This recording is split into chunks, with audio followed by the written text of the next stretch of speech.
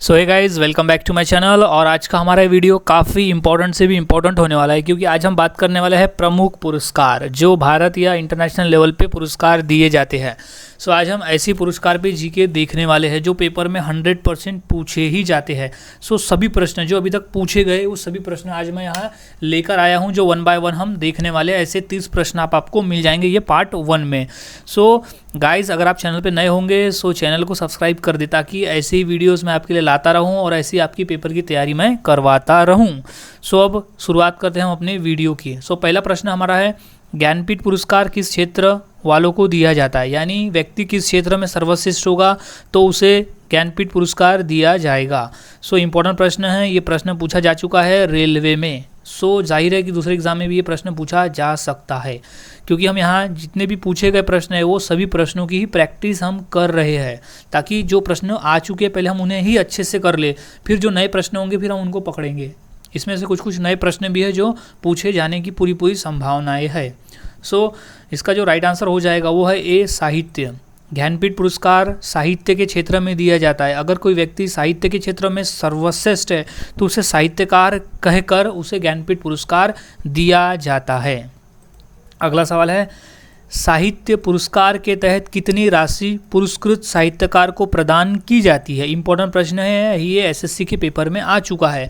सो इसका जो सही जवाब है वो है 11 लाख रुपए उसे दिया जाता है। ज्ञानपीठ पुरस्कार के साथ साथ उसे 11 लाख रुपए भी प्रदान किए जाते हैं। इंपॉर्टेंट प्रश्न है, ध्यान में रखना है, 11 लाख रुपए ज्ञानपीठ पुरस्कार।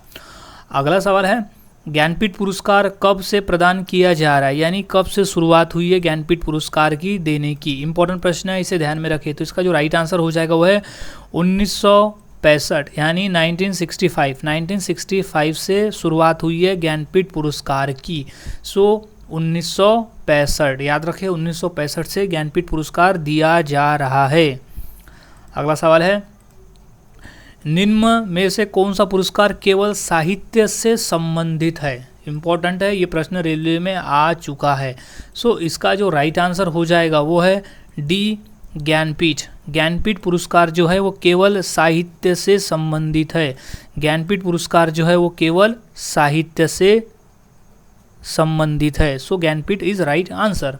अगला सवाल, भारतीय ज्ञानपीठ पुरस्कार से पुरस्कृत सर्वप्रथम साहित्यकार कौन है?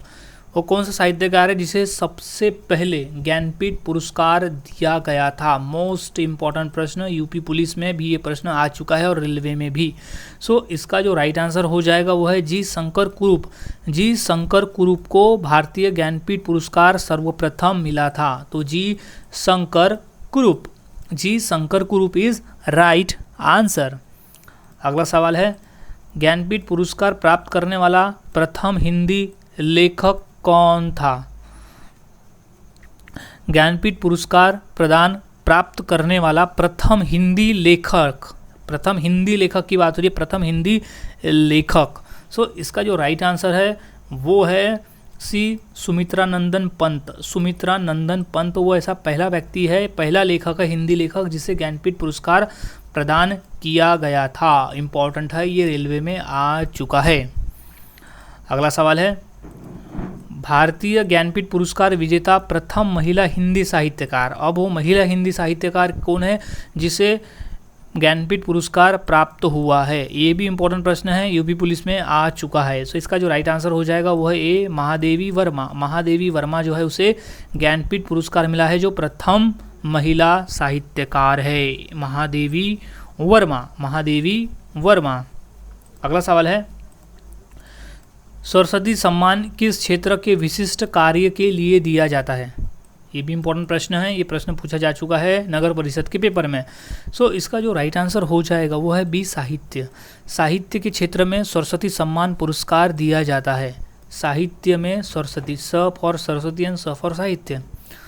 अगला सवाल है, सरस्वती सम्मान का प्रथम प्राप्तकर्ता कौन है? किसे सबसे पहले सरस्वती सम्मान दिया गया था? इंपॉर्टेंट प्रश्न है, इसे याद में रखना है। तो इसका जो राइट आंसर हो जाएगा वो है बी, हरिवंश राय बच्चन को सबसे पहले सरस्वती सम्मान पुरस्कार दिया गया था। वो प्रथम प्राप्त करता है? प्रथम पुरस्कार प्राप्त करता है हरिवंश राय बच्चन। अगला सवाल है, तानसेन सम्मान किस राज्य सरकार ने शुरू किया? काफ़ी इंपॉर्टेंट प्रश्न है ये, यूपी पुलिस के एग्जाम में, रेलवे में और एसएससी और जो नगर परिषद के पेपर हुए थे उसमें ये प्रश्न पूछा गया था कि तानसेन सम्मान किस राज्य सरकार ने शुरू किया था। इंपॉर्टेंट प्रश्न है, इसका राइट आंसर हो जाएगा बी, मध्य प्रदेश, एमपी। मध्य प्रदेश वो ऐसा राज्य है जिसने तानसेन सम्मान शुरुआत किया था। याद रखें, मोस्ट इंपॉर्टेंट प्रश्न है ये, 3 बार पूछा जा चुका है, सो चांस है कि रिपीट होगा, सो ध्यान में रखें, सो इसे ध्यान में रखना है। अगला सवाल है, पुलित्जर पुरस्कार किस क्षेत्र में प्रदान किया जाता है? इंपॉर्टेंट है ये, रेलवे में पूछा जा चुका है, रेल के एग्जाम में। सो इसका जो राइट आंसर हो जाएगा वह है पत्रकारिता। पत्रकारिता में जब कोई व्यक्ति सर्वश्रेष्ठ होता है सो उसे पुलित्जर पुरस्कार दिया जाता है। पुलित्जर पुरस्कार दिया जाता है जब वो पत्रकारिता में सर्वश्रेष्ठ होता है। अगला सवाल है, किस क्षेत्र में उत्कृष्ट कार्य को पुलित्जर पुरस्कार के लिए मान्यता दी जाती है? इंपॉर्टेंट है ये प्रश्न, 2 बार पूछा जा चुका है। सो इसका जो राइट आंसर हो जाएगा वो है बी, साहित्य और पत्रकारिता। साहित्य और पत्रकारिता में अगर कोई व्यक्ति सर्वश्रेष्ठ होता है तो उसे पुलित्जर पुरस्कार के लिए दिया जाता है, यानी उसे मान्यता दी जाती है साहित्य और पत्रकारिता में। अगला सवाल है, कौन सा पुरस्कार उपन्यास के लिए दिया जाता है? इंपॉर्टेंट प्रश्न है ये, कौन सा पुरस्कार है जो उपन्यासकार को दिया जाता है? जो व्यक्ति उपन्यास में सर्वश्रेष्ठ होता है तो उसे जो पुरस्कार दिया जाता है उसका नाम है बुकर पुरस्कार। Right answer is Booker, so Booker पुरस्कार उसे दिया जाता है। अगला सवाल, ग्रैमी पुरस्कार किस क्षेत्र में दिया जाता है? इंपॉर्टेंट प्रश्न है ये, कई बार पेपर में पूछा जा चुका है, 3 बार, 2 बार रेलवे में और 1 बार एसएससी में।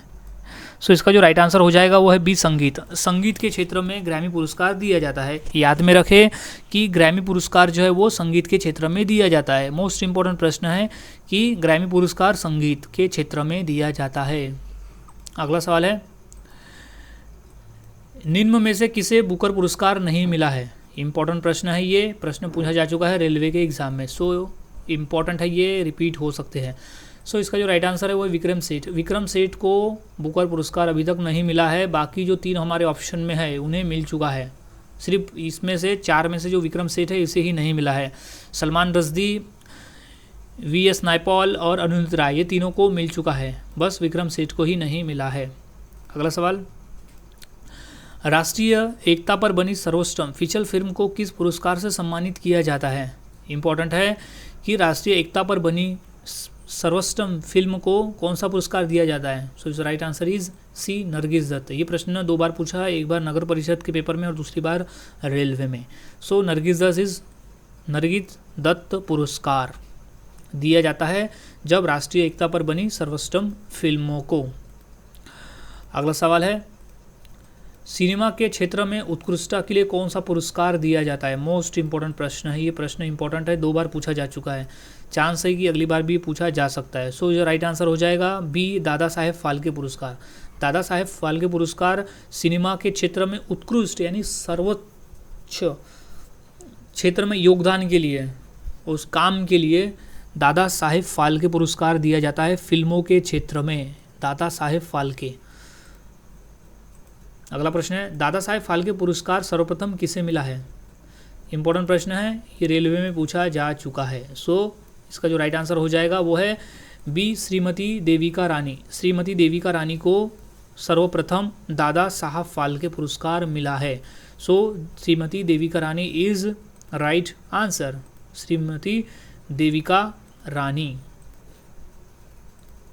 सो अगला सवाल है, ऑस्कर पुरस्कार किस क्षेत्र में श्रेष्ठ प्रदर्शन के लिए दिया जाता है? ऑस्कर पुरस्कार, ये इंटरनेशनल क्वेश्चन है कि ऑस्कर पुरस्कार किस क्षेत्र में श्रेष्ठ प्रदर्शन के लिए दिया जाता है? सो इसका जो राइट आंसर हो जाएगा वो है सी, फिल्मों के लिए, फिल्मों के क्षेत्र में इसे दिया जाता है।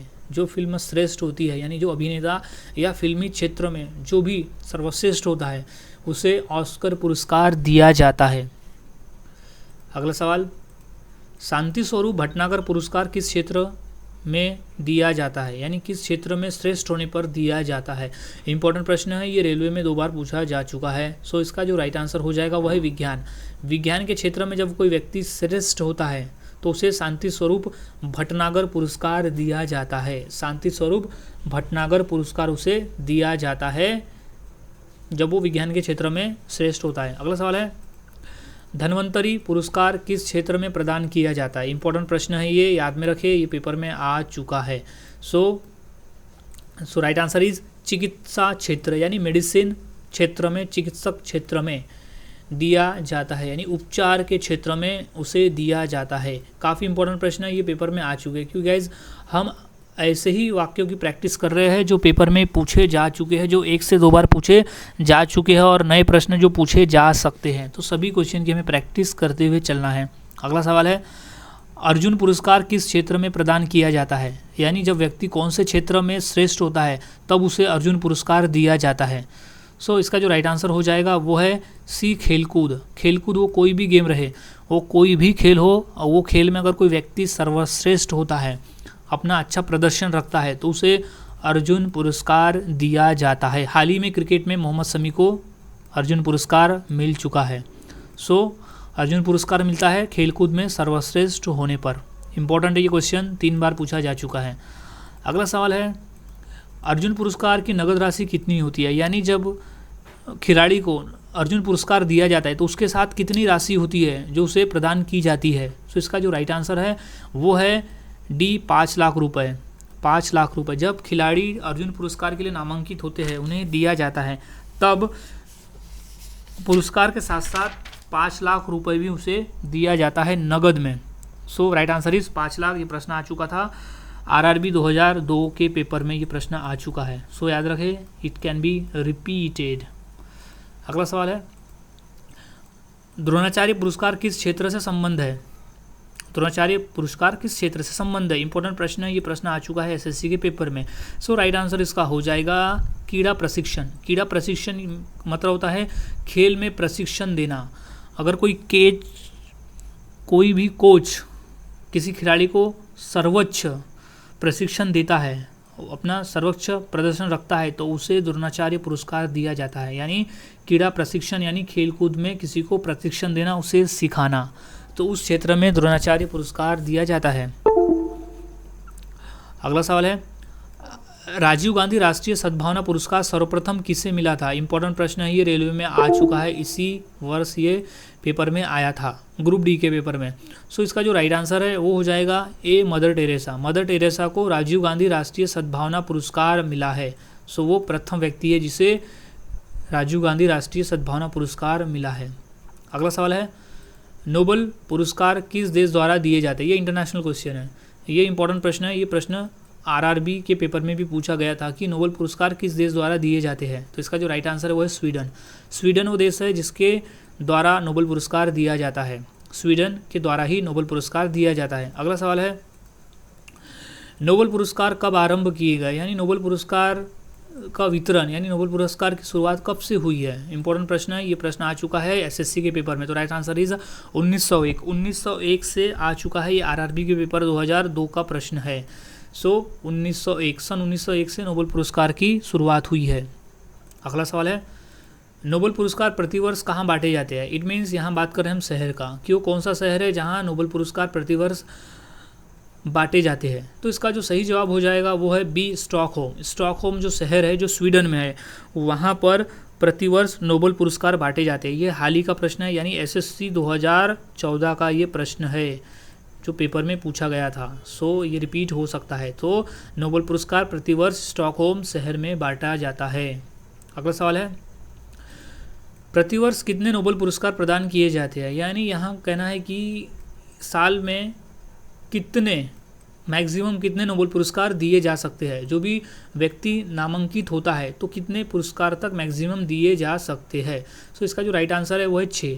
एक साल में 6 ही नोबेल पुरस्कार बांटे जा सकते हैं। किसी भी क्षेत्र में 6 ही नोबेल पुरस्कार टोटल मिला के बांटे जा सकते हैं।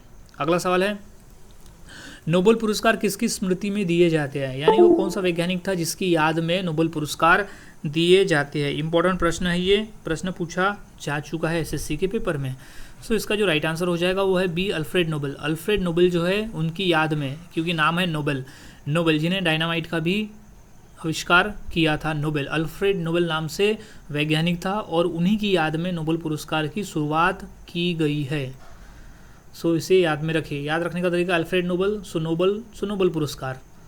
अगला सवाल है, भारत को नोबेल पुरस्कार किस विषय में दिया गया था? सर्वप्रथम नोबेल पुरस्कार भारत को किस क्षेत्र में दिया गया था? इंपॉर्टेंट प्रश्न है, ये प्रश्न पूछा जा चुका है आरआरबी के पेपर में। सो इसका जो राइट आंसर हो जाएगा वो है बी, साहित्य।